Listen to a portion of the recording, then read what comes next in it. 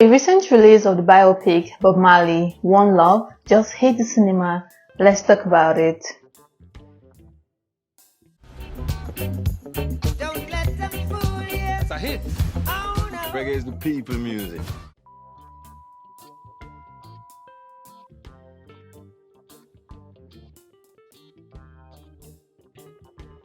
Hi guys, welcome back to my channel. I'm Pamela from Pam360.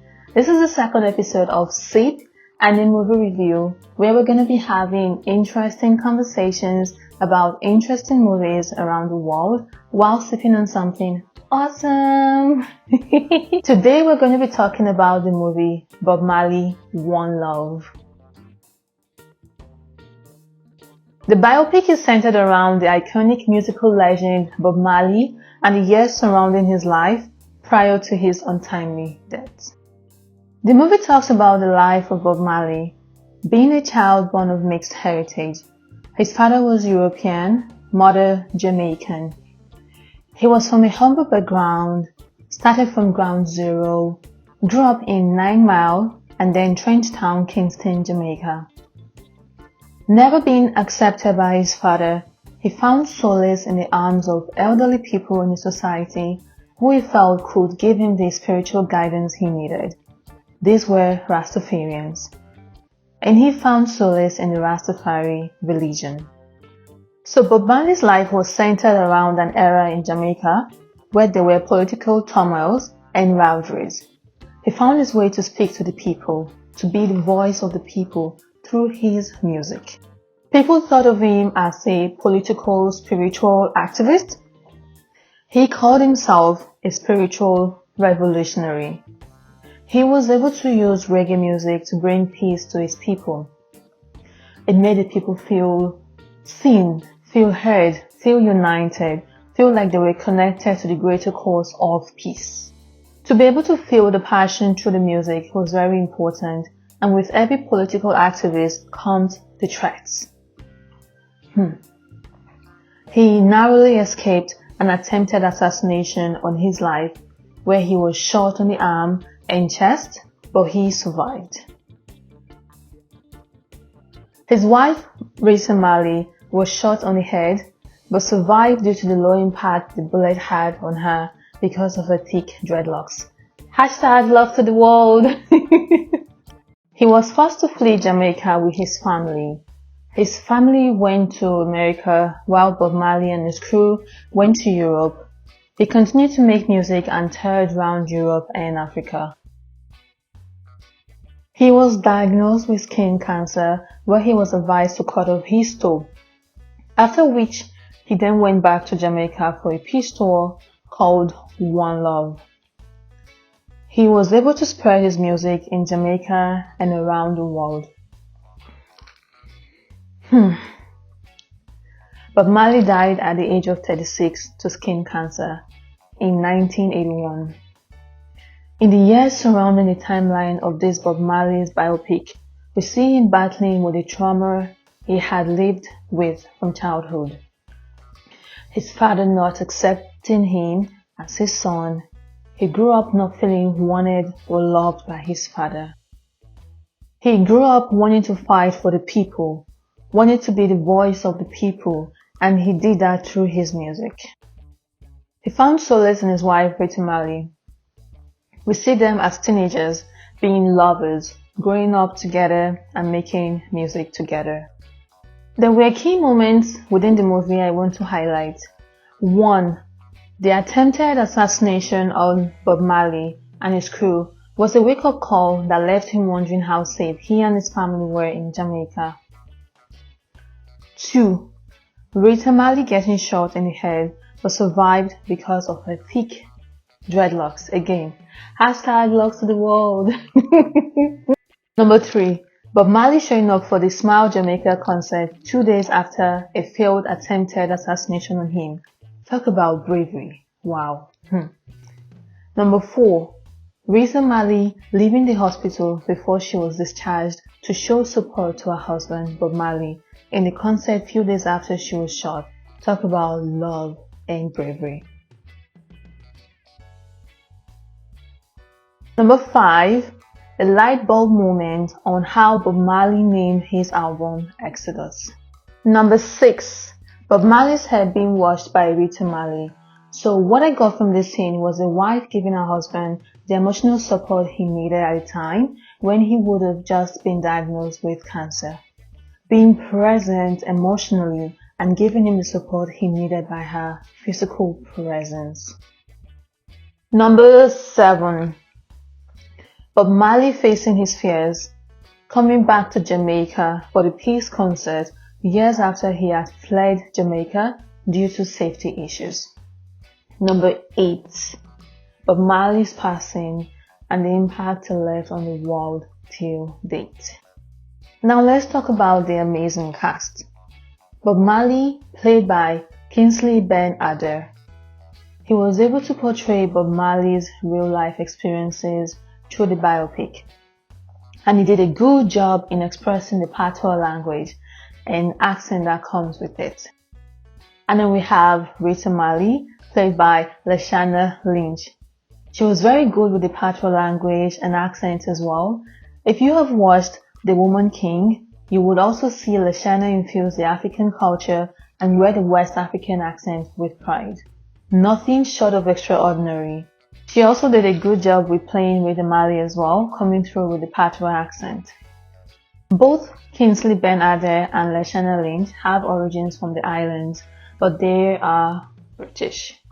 They were able to embody the roles they were given and bring out the biopic to life with their accent, patois, body language, passion, hair, and wardrobe.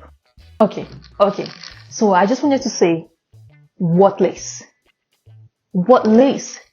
You can't tell me these aren't real locks. No, you can't. I really appreciated the effort that went towards making a very convincing head of locks. The extra effort was also made to signify Bob Marley's hair journey. You can see him go from afro to mid-length freeform dreadlocks and to brass strap length freeform dreadlocks based on his timeline and hair growth. So this is what my overall impression of this movie would be. The biopic was centered around the quest for love, which 1.